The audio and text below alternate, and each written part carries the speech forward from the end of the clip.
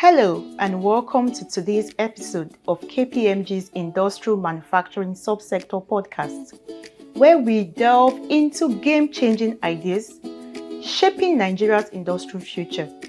I am Nana Abu, a Senior Manager in the Tax, Regulatory and People Service Division of KPMG West Africa, and it's a pleasure to have you with us today.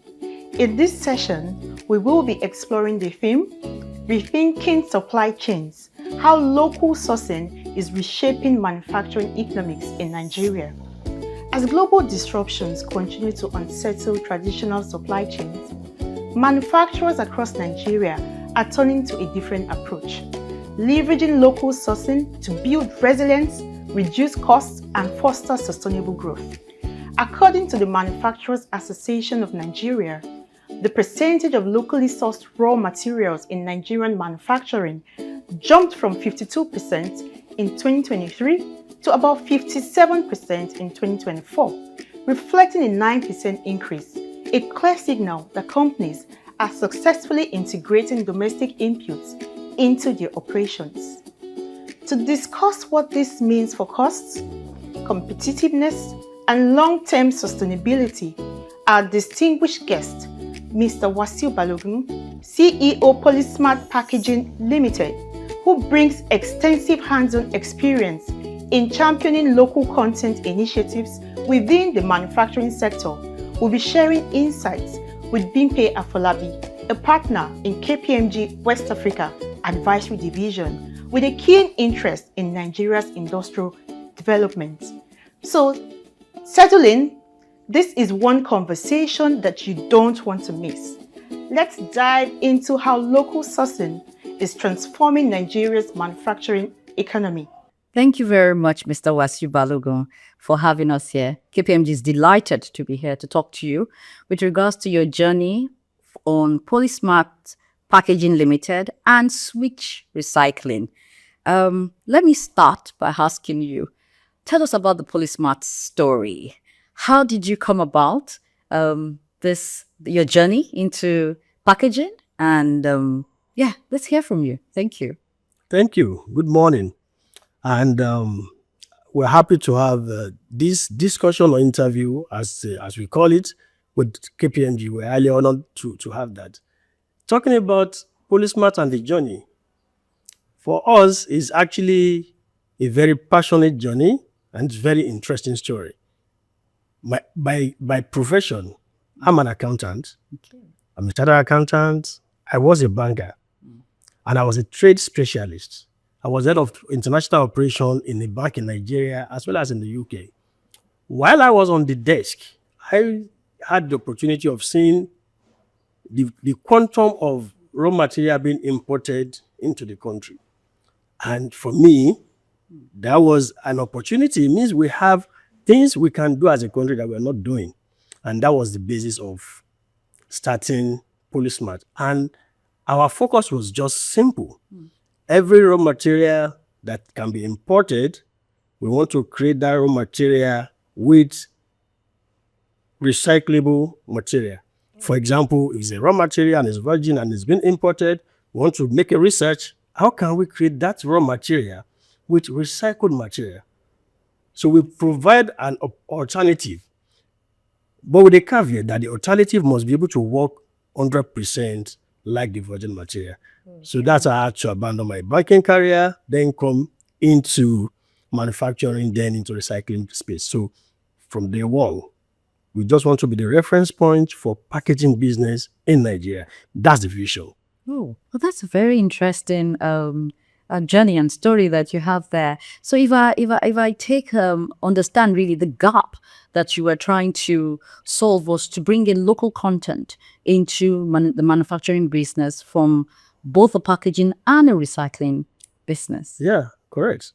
Wow. But more importantly, the gap has to be filled by material from recyclable. Okay. That's very important, and that's very passionate. And we are very passionate about that. That's to be recycled material. That's it. Fantastic. So then, what has it been like for you to source recycling, materials locally? What has been the challenges have you been able to scale, those challenges and the business to a point where you can conveniently say that, yes, we are comfortable at this point? One of our philosophies in business is you get big or the business dies small. Anything we want to do, we must be able to do it at large scale. We started Polysmart in 2013 precisely with very small amounts. Then the amount I can raise as a banker was just 2 million naira. Oh, wow. If I convert it to dollar, maybe about $10,000 then. Okay. And we started very small, 31 staff, 13 years ago. Today we have direct staff, about 750 direct staff, over 3,000 indirect staff. And if I'm looking at the company's revenue 13 years ago, compared to what our revenue is today, it's about multiplied by 60, 70 times.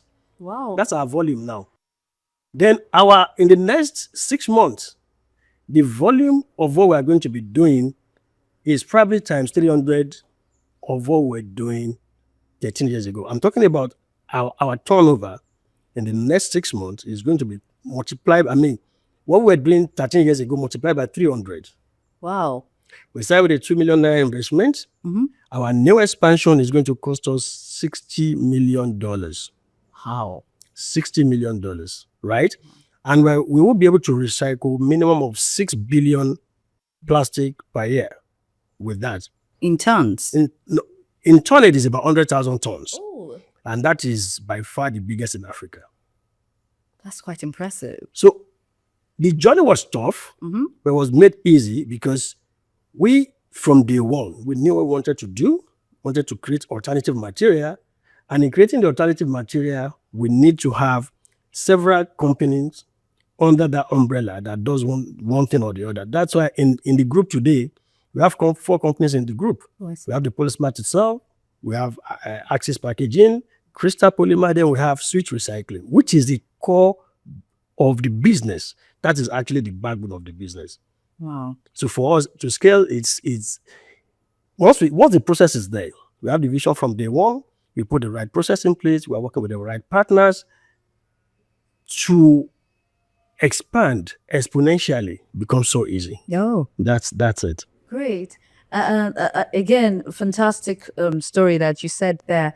I want to take you on the fact that you said that you started really small and what you are today are in multiples of what it is. But what was that key challenge that you really had to surmount in going to this stage? I'm so sure, in fact, local sourcing could be one of it, getting investors or capital to continuously run the business. What was your major challenge? Or is it people? Was it a people issue that were you able to get the right sort of, resources to help you scale? I'd like to understand that. We have a lot of challenges. Okay. But in our dictionary, there's no impossibility. Oh, fantastic. Every challenge for us is an opportunity. We knew from day one what we needed to succeed. People, process. So for us, those are very key. We get our people right, we get the processes right. We had challenges at the beginning because we were small. It was difficult for us to get the right talent that we needed, which was a big issue for us. For us to solve that, we have to spend a lot of time in training our people. And if you look at the way the composition of Nigeria, we do not have a lot of skilled labor for manufacturing. Okay. For us, that's a big challenge. So we need to train and retrain. If you look at the total cost of manufacturing, if you produce in Nigeria, you have an edge over companies producing outside Nigeria.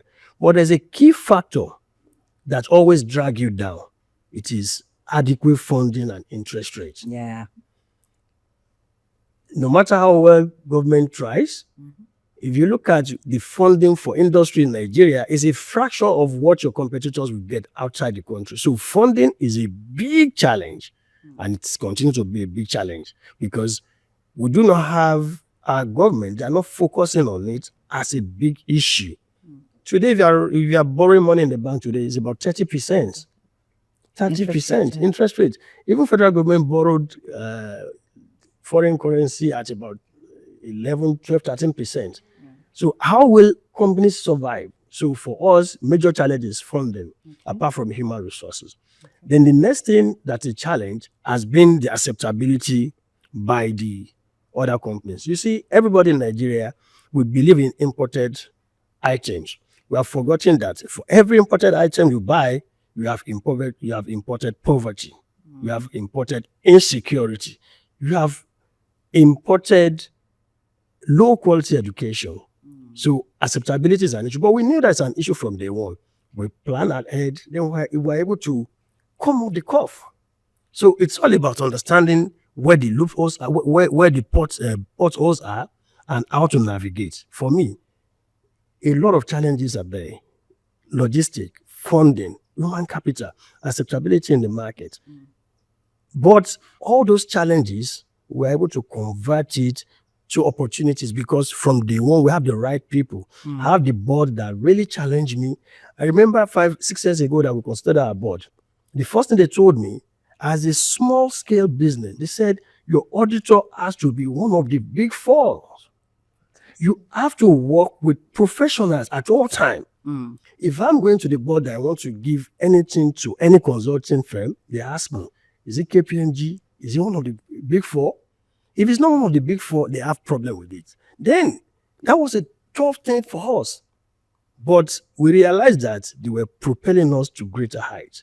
So people is always very important in whatever we do. Fantastic, fantastic. Well, I would say you've actually turned those gaps and those challenges into a success story, as you can see, with the amount of revenues that you make, with the amount of volumes or the volumes of, packaging materials that you churn out, across the country. And you did say that you're going to be the biggest in Africa with this scale that you're actually getting to. In the next 6 months. In the next 6 months, yes, that shows that you do really have an ambition and you're aspiring to something great.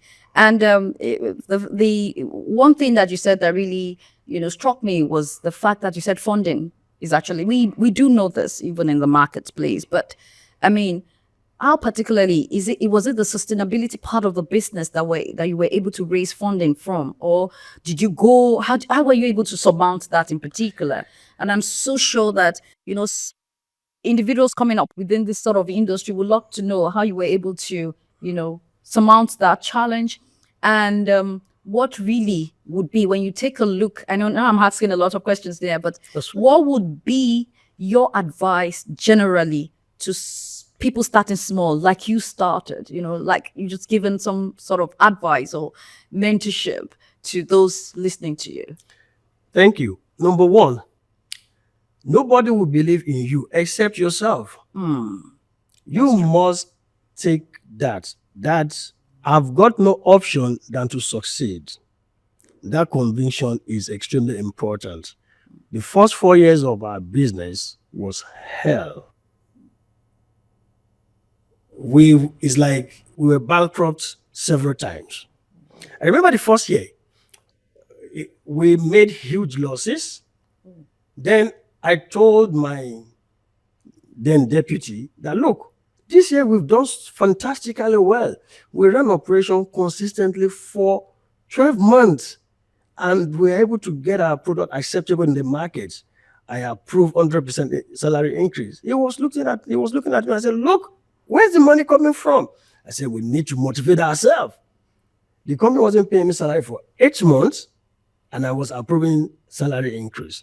Now, the first thing is you must understand where you're going. If you do not believe in yourself, nobody will. That's number one. Number two, maybe because of my experience as a banker or as an accountant, I understand that there's no bank or any financing organization that will look at you except you have track record. So from day one, we have very good record keeping. Okay. We have an ERP. We have process. When we are making money, it is clear. When we are not making money, it is clear. So we have that very good record keeping. Okay. So first was we create the record keeping. We create that confidence in ourselves. Then we have the process. The first 2 years was tough. But after the first 2 years, we were able to get a bank that was able to see our future. They looked at it, oh, you are smart today. I remember when I was talking to one of the ED of the bank. He came to the factory to see me. When I finished talking, he said, look, I cannot tell my bank to give you credit, but one thing is certain, you will succeed. Because I can see the passion. I can see that passion and the fact that you are detailed about what you do. You're right. So then a lot of banks will not even listen to us. But we're able to get a bank that believe in our future. But they see that we understand what we are doing. We have very good record, and we created that track record with them. So the bank was with us for all the expansion. We go back to them. They look at the fact that we have high integrity. You know, in loan, one of the most important things is not only your capacity to pay, but you must have the integrity. That's So true. they understand that whenever we have challenges, we come to them. So we're able to, in a way, overcome the challenge. Then because of the record, we're able to get some intervention fund from the government, even though that might not be enough for the scale we are doing. But up until today, we still rely on that bank. All right. They are still funding us. They are still encouraging us. They still believe that you are doing the right thing. As you are expanding, the business keeps expanding. And we have that. But we're able to get that because we have good people. We have good record keeping. More importantly, we have bankable projects.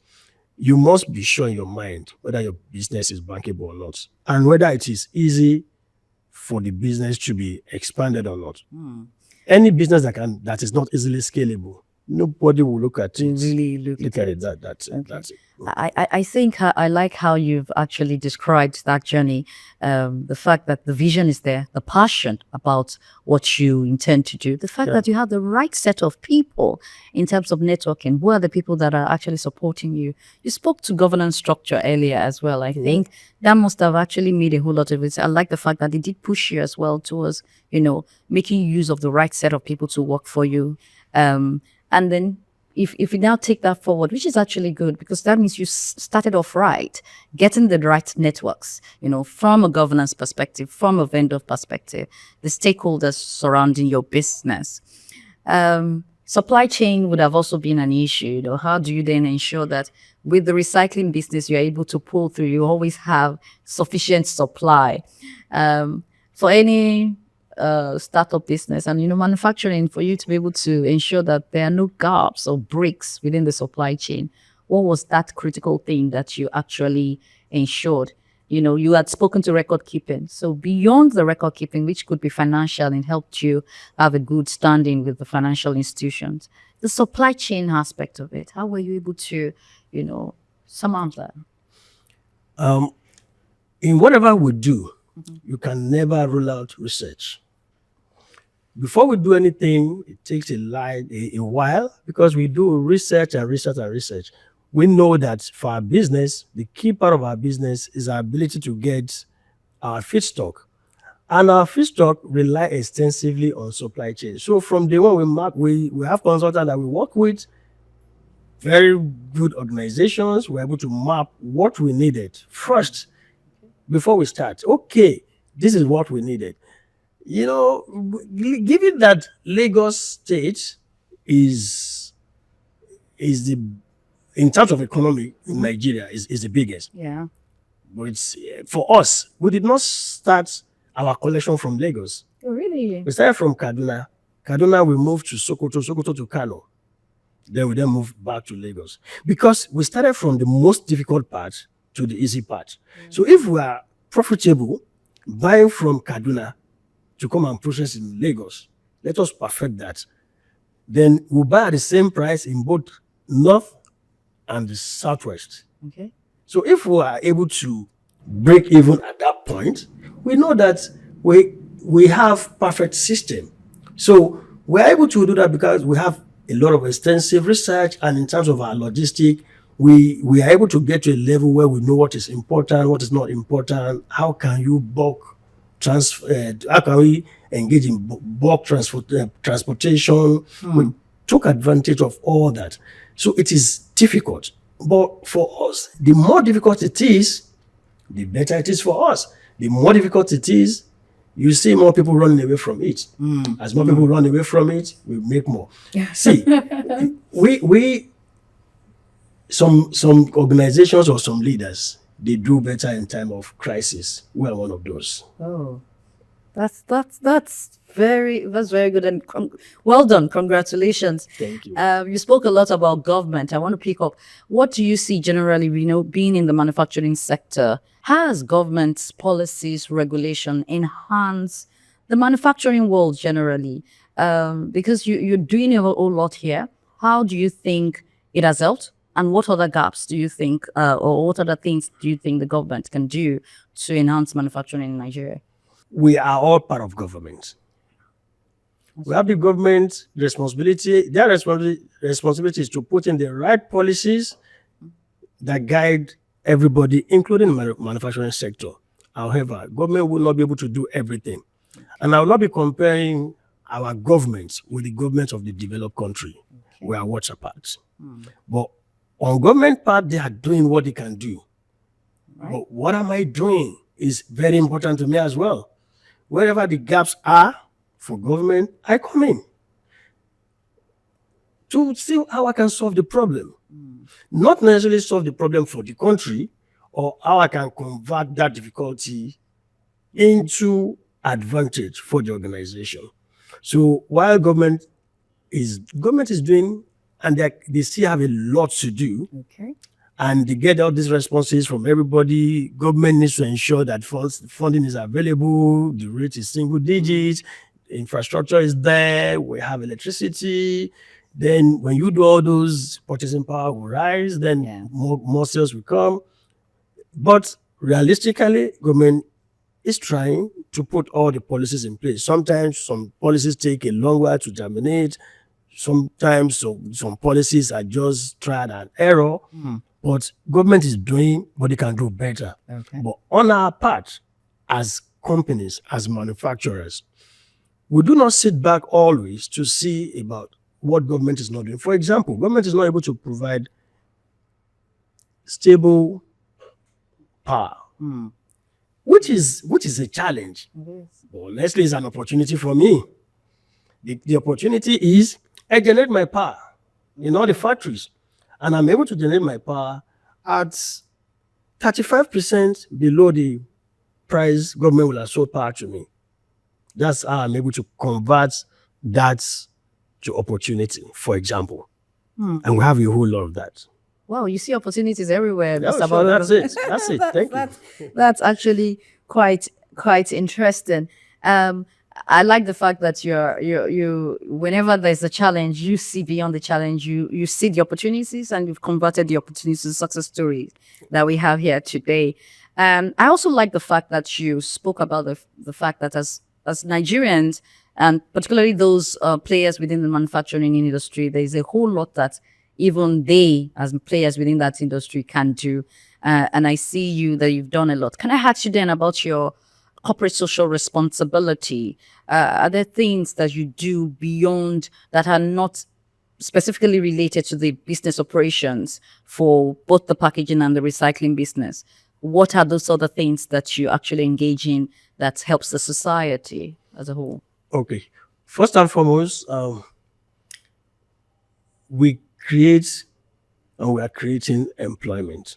It's a CSR in the sense that in my former employment, I was seconded out of the country. I had the opportunity of staying in the UK and have British passport. I said, I'm a Nigerian. I need to come back home. Okay. I need to contribute to the country. So I take that as, may not be regarded as a CSR, but it's a CSR for me. That's number one. Number two, in every community where we have our company, okay, the community feel the impact. Our factory in Ota, which was the first factory, the community came up and named the area Polysmart Avenue. We told them we are relocating to the bigger facility. Now, they're fighting. You cannot leave. So we provide employment, we provide infrastructure like the road network, electricity. We have that. That's on the packaging side. Then on the recycling, the fact that we are doing recycling, we are cleaning up environment. It's part of the SDG goal, climate. So it's a CSR. However, we have one of the pillars of our collection, which is recycling for charity and recycling for education. Okay. So under the program, we have some children that are not from, I won't say poor, but that are not so privileged. Okay. Parents are not so privileged to pay school fees and stuff like that. Okay. And they are not in the main city. They are probably in the rural area and all that. We allow the parents to pay the school fees in advance using our mobile app without interest, then collect recyclable to pay for the school fees. Then the recyclable is even bought at higher price. Oh.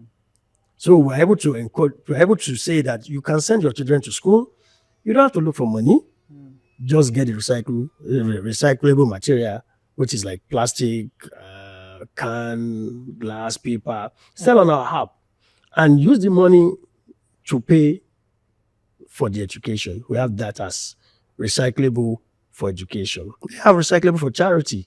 We have a couple of charity organizations that we collect recyclable from people and ensure they donate the revenue to the charity organization. Oh, okay. So those are part of the CSR activities we do. Well done. We'll have to acknowledge that you've done a whole lot in that area. I want to take you back to what you had said in the beginning with regards to the culture that we have as a people, as Nigerians, made in Nigeria products. So how have you been able to debunk that with particularly that packaging material that you have that is almost in every corner of Nigeria? So tell us what's that success? How are you able to do that? Nobody can bring you down except you bring yourself down. I'm not certain whether it's China or Japan, but I do for China. Prior to now, when you see items from China, what comes to your mind is low quality. Low quality, yes. But over time, they continue to patronize themselves and be sure that there's improvement in those products. Today, everything you see, even in the developed country, is made in China. So first, to be patriotic is a must for everybody. If you don't clean your father's house, nobody will clean it. If you don't patronize made in Nigeria, nobody will do. If you see an Indian man in Nigeria, he's driving Tata. If you go to India, you will see everybody naturally drink products made in their country. So if we don't have that culture, number one, we are importing poverty, we are creating unemployment, we are creating insecurity because there won't be job. We must first ensure that we all patronize made in Nigeria because that's the right thing to do for us. We must do that. Then for us, what we try to do is whatever we do, forget the fact that it is made in Nigeria or not. We are not going to write anything there, but the quality speaks for itself. So we are able to counter that with the quality of our product and the quality of training we give to our people. That's very important. Fantastic. Yes. So in wrapping up, Mr. Balogun, what is the future of packaging vis-a-vis the recycling bit? And where do you see it go within the manufacturing industry, particularly the industrial manufacturing? Okay, I'll answer that by saying that look at the pillars of Sustainable Development Goal, SDG. No country will develop sustainably except you comply with the 7 points, which is summarized into the 5 key points of the SDG. And if you look at all this, that tells you the future of recycling. The number one on it is people. Mm. You need to ensure that your people have the right education, they have the right health, and you're able to lift people out of poverty. That is what recycling does. Or that is the way we have now defined recycling, especially with our Switch Recycling Hub. If I have the opportunity, I'll talk about that. So, as one of the pillars of the SDG, people, that's number one. Number two, planet. So, if we have to be sure that we have the right environment and we preserve resources for our future generation, we must recycle. Exactly. So that's to tell me that that's the future. And peace, especially in Africa, where we have a lot of rural area, we have a lot of people that are either unemployed or underemployed. Recycling comes handy. If you look at the amount of raw material we throw in out there, from plastic to paper to can to glass, it runs into trillions of naira. Meaning that those resources can be converted to another resources that can be used. But instead of us to do that, we keep importing poverty. When you import raw material, you import poverty. Okay. When you recycle your products, you are creating multi-billion-dollar industry. But now, recycling is not now a choice, it's a must. Everybody's aware. If you need to put your people on the right path, you need to put the planet on the right path, you need peace, you need partnership. These are all the aspects of the SDG. So if I'm looking at the future of recycling, I would say recycling is the future, but it has not started, especially in Nigeria. It's yet to start. It's yet to start. Huge opportunities are there. I see. I'm happy to tell you today that we are one of the pioneers of food grade RPT recycling in Nigeria. As at the time we started, there was no company doing it in Nigeria, nowhere to learn. In fact, it was during the COVID. Our machine arrived 2018, COVID started 2019. Even the company that was supposed to come out and install our machine from Europe, they couldn't come because of COVID. But again, that was a problem. We converted the opportunity. We used the opportunity to train our people on how to install the machine. And we started when nobody was doing RPC in Nigeria. And in the entire Africa, we have only two companies doing it. One in South Africa, one in Egypt. Wow. But as a Nigerian company, then we understood that was what we wanted to do. We took the risk. A company that the revenue then was about 3 billion naira in a year, we went to borrow $10 million to invest in something that nobody was doing in Nigeria. Because you have the belief that it was definitely going to be successful. Because we know that's the future. 5 years after, we are still expanding with $60 million. Wow. And we keep moving. Wow, Mr. Balogun. Wow. I have to just repeat wow over and over. Thank you. I'm going to ask you for one last word to that small scale individual who aspire, who's aspiring to be like you. And what would you tell that person out there? How would you say that person should start off? Number one is to believe in whatever you want to do. If you don't believe in yourself, nobody will do it. Number two, you can never do it alone. From day one, you need to hire people that are smarter than you.